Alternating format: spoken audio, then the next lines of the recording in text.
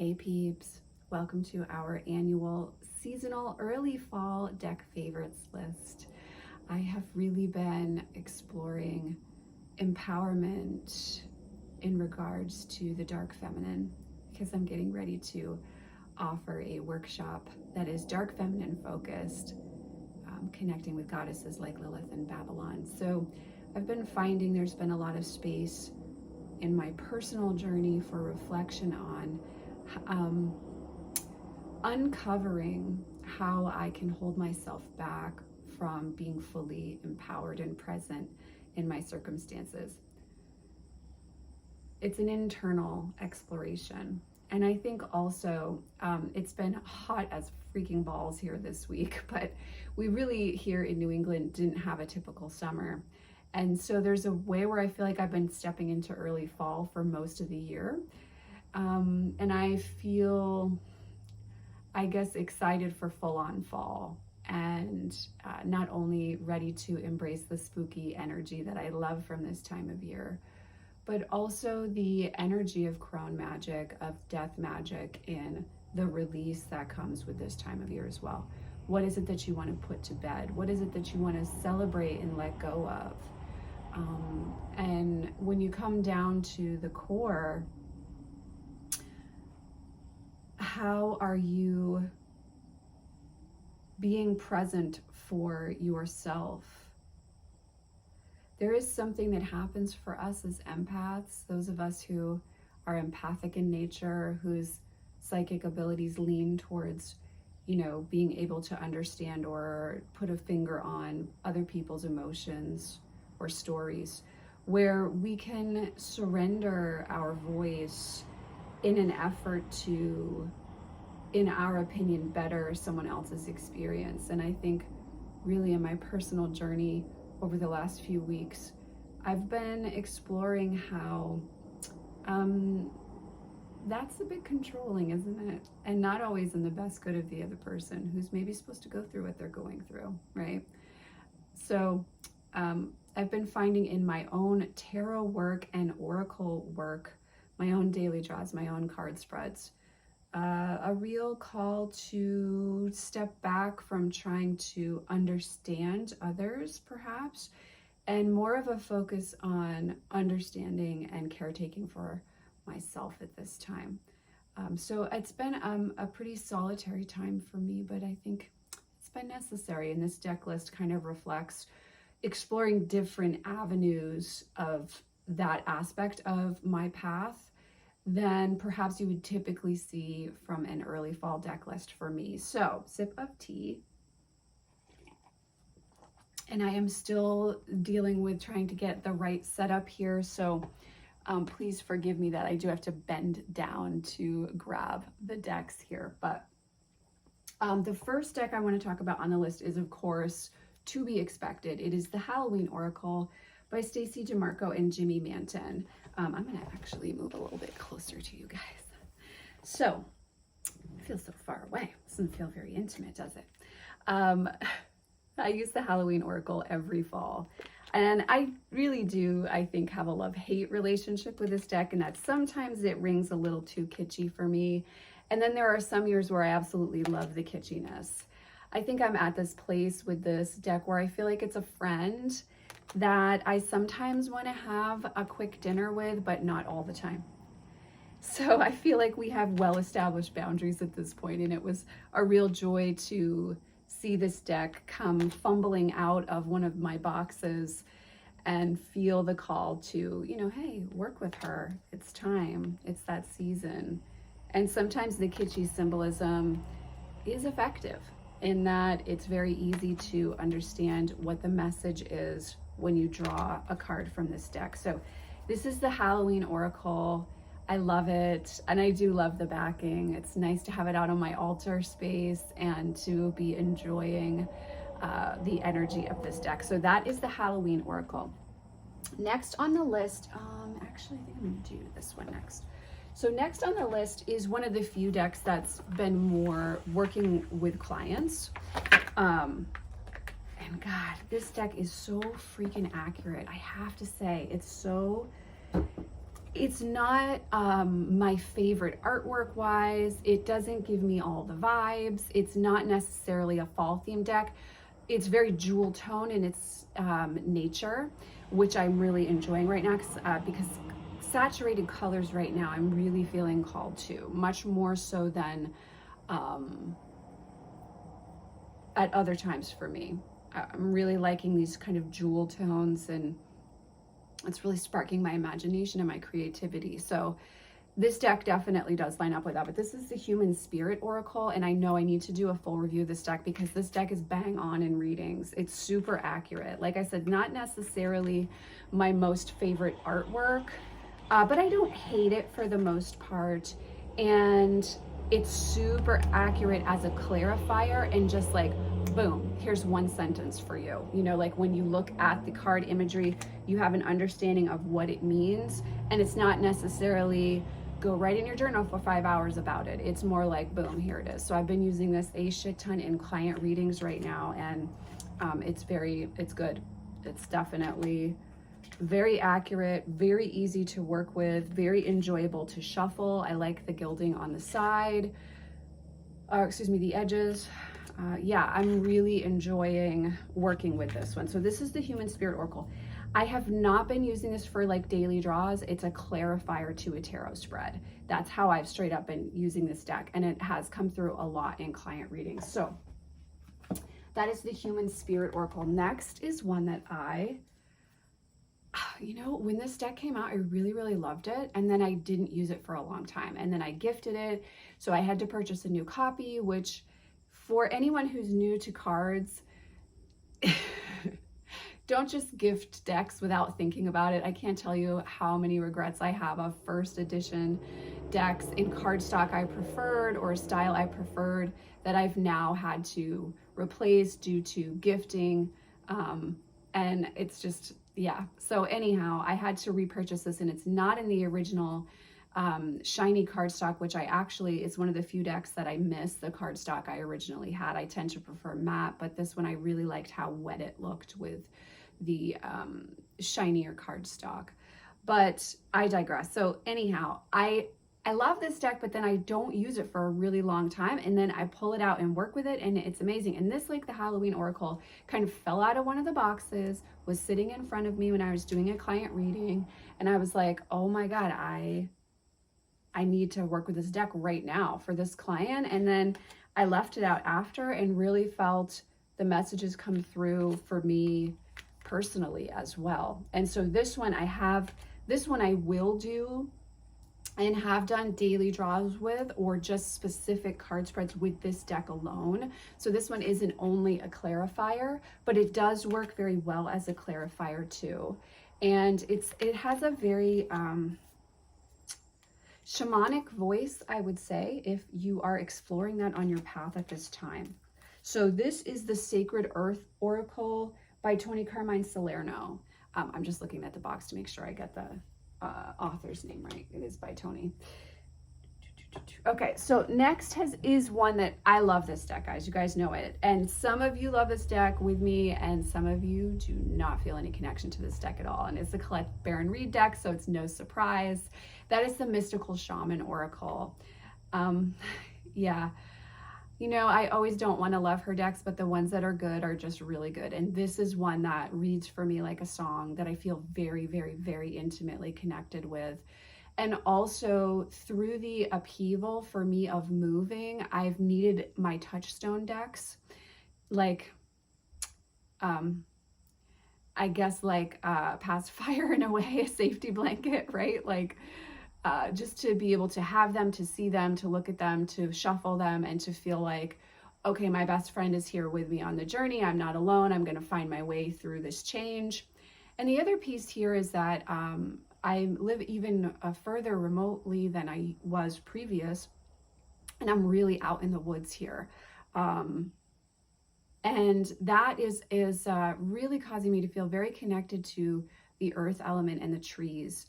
And the Sacred Earth Oracle and the Shamanic Oracle, the Mystical Shaman Oracle, excuse me, they really do feel, let me just make sure I'm saying the name of this deck right. Yes, it is Mystical Shaman Oracle. I always want to call it a different name, even though I love this deck. Sorry, I digress. I'm very chatty this morning. Anyhow, this deck very much feels united with the earth, united with the voice of the trees, and it speaks to that part of me that feels the connection to the wheel, to the grandmothers, and really that walks that path. And so I really love this deck. And it's been wonderful to work with her again. So again, this is the Mystical Shaman Oracle. And I love, for the most part, love the artwork in this deck. Jenna DeGratalia knocked it out of the park with this one. And it just is one that feels like it's part of my bones. It's underneath my skin, and it's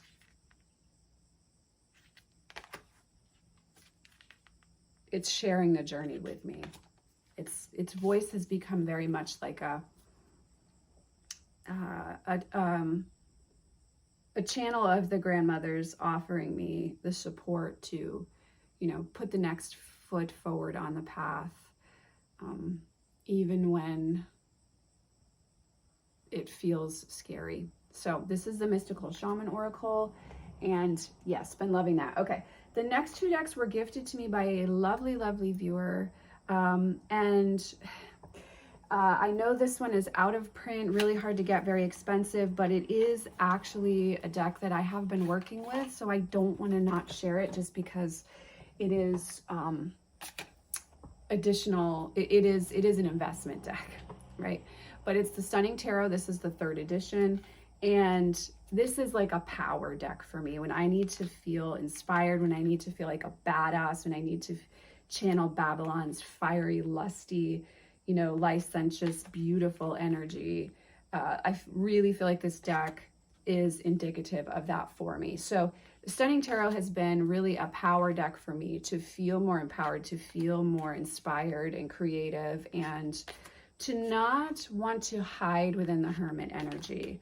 I think there's like a fine point with the Hermit energy where it becomes a need to go within and withdraw in order to understand yourself and your journey, and then it becomes a hiding and a way to keep yourself from being exposed to, I don't know, I think in those moments when I feel really vulnerable, I don't always want to be exposed to someone just coming through and kind of squashing the little bit of light you feel like you're expressing in your life, right? So this is a deck that when I am aware that I'm engaging with the Hermit energy from that space of hiding, this deck is one that helps me to come out of hiding. So this is the Stunning Tarot, and I have really, really been enjoying working with her. And I've spent a lot of 2000, ooh, I don't want to hurt her. I spent a lot of 2023 actually working with this deck and really enjoying it. So this is another deck that was gifted by the same viewer. It's the Tantric Dakini Oracle. Now I was gifted this over the summer, but I've had the year that I've had, and so I really hadn't been able to like sit down and spend time with it. I am gonna do a walkthrough with the deck. So if you're wanting that, don't worry, I'm going to. It's on the list. I have quite a few unboxings of decks that viewers and creators have sent me that I need to get up on the channel this month, so don't worry, those are coming. But I did want to share that I have been really intrigued and enjoying this freaking deck. It's amazing. I love it. I love it. This is the Tantric Dakini Oracle. I love the artwork. I love the 70s feel to this. I feel like a little bit badass when I work with this, and a little bit tongue-in-cheek and kind of naughty, and that I can have some fun with my card work. I can get real Saturnian in nature with my tarot work, and it can become about always improving or learning or doing better, and sometimes that's actually not helpful. And so this deck, bringing her out, clearing her, kind of connecting with her the last week or so, has really been like a, hey, remember you're supposed to have fun in your life too. So this is the Tantric Dakini Oracle. Also, I freaking love that backing. And yeah, I've really, really been enjoying that. Let's see what's left on the list. Okay. So as you can see, this list, excuse me, is a little more Oracle heavy. I was gifted the Queen Mab Oracle last month, and I have been enjoying getting to know her. I gotta say, guys, the guidebook is fine. Please, I'm not knocking the guidebook. It's a great guidebook if you're, new to working with Oracle decks. I just love the artwork in this deck. I just want to spend all of my time with the darker themed cards in this deck. And so for me, this has wholly been about just freaking loving the fucking artwork in this deck. It's so gorgeous. And it really gets me creatively inspired. And again, a lot of the decks on this list are about like, can you help me feel like a badass right now? Because I need that energy in my life. And so, yeah, this deck is definitely doing that for me. I'm about to show a card with nudity in case that's a problem for you. But yeah, so this is the Queen Mab Oracle by Tess Whitehurst. It's a newer deck. I am really enjoying it, and I am going to continue to work with it throughout the fall. A lot of jewel tones, a lot of depth to the colors and the color saturation in this deck. And like I said, that's really been calling to me. Okay. So next on the list is the 5 Cent Tarot. I freaking love this deck, guys. Like, I don't work with it for a little bit because I'm like, use it, when you get in that space, you're like, use a different deck. Give everybody a chance to come to the table and play. But this deck reads so good. It reads so well. It has such a clear voice, especially for clients I find who are really aligned with spirit animal magic. I have a pretty, I'm very blessed to be very connected with spirit animal magic as part of my energetic blueprint. And this deck really lets you get into the juiciness of that type of energy in a reading. So this is the 5 Cent Tarot. It is a self-produced, an independently produced deck, excuse me. I purchased it on Phoenix and Lotus, and I just love it. It's so sassy. I love the feel of the deck. I'm not usually a linen girl, but I really like it in this deck. And I just love the artwork. If you're new to tarot, it does have keywords listed on the deck itself, which is nice to start with. But I just love the spirit animal magic associated with this deck. It comes through clear as a bell. It's a really nice, clear shot of honesty and truth, but it can also be a little precocious. It's a fun deck to work with. I love having this deck in my collection. And I often feel a little bit guilty because it's so much fun for me to read, especially for clients with this deck. It's so much fun. It's such a good, clear deck for giving divinatory responses and answers to client questions in a reading. Okay, next is the Night Fairies Oracle by Paolo Barbieri. You guys know I'm obsessed with his decks. I don't know, something about him, man. And this one especially really feels like fall energy to me, fall vibes. I almost put Fairies Oracle on here because I have been feeling the call of Fairies Oracle, but I think Fairies Oracle will make the late fall list because I can feel them calling, but we're not 100% ready to step into it yet. So it's coming, but not quite. And I think Night Fairies is a nice bridge into the confoundingly confusing empowerment that the Fairies Oracle offers you by Brian Froud. So this is Paolo Barbieri's Night Fairies Oracle. I love this deck. I just love the artwork. Again, it's like a hug. It's like a nice cup of hot chocolate, except maybe there's a little shot of something in there, but it's not Bailey's, that you weren't expecting, because I do feel like this deck will surprise you with truths unveiled and revealed. But it's not like a in-your-face, I'm a kick-ass deck, fuck you type of energy, which, hey, I love that too. But this is a little more compassionate fae energy. Not much, but a little bit more. And the artwork is just beautiful. I love all of Paolo's decks, but I really love this one. And this is great as a clarifier or as an individual daily draw. And then my number one deck on the list, I'm so sorry, guys, because I know I'm so boring, but hey, at least you know that I'm faithful, because my number one deck right now is Tarot of Vampires. Yes, it's Tarot of Vampires. I know, it's on every list. It's always number one. this is my ride or die deck. This deck is the deck I will be married to for the rest of my life. And again, when I move through times that feel very scary for me, this deck is the best friend that will always be there and support me and be honest, but also really be like, I know who you are, and let me show you who you are so you can feel how empowered you can be in this experience. And this deck is that for me. So this is Ian Daniels Tarot of Vampires. This is a deck that I have trimmed and edged in red, and so it does not look like it's going to look if you purchase it. This is my original deck, still going strong. Proof that if you take care of your decks, it doesn't matter what kind of cardstock you have. You can make it. It can happen. We can do it, right? I love this deck. I just love this deck. I love it so much. It's my everything. Like, again, if you said you can only have one deck for the rest of your life, tarot or oracle, it's going to be Tarot of Vampires, because it's just it's a deck that feels like it's me. It's like woven into the fabric of my being.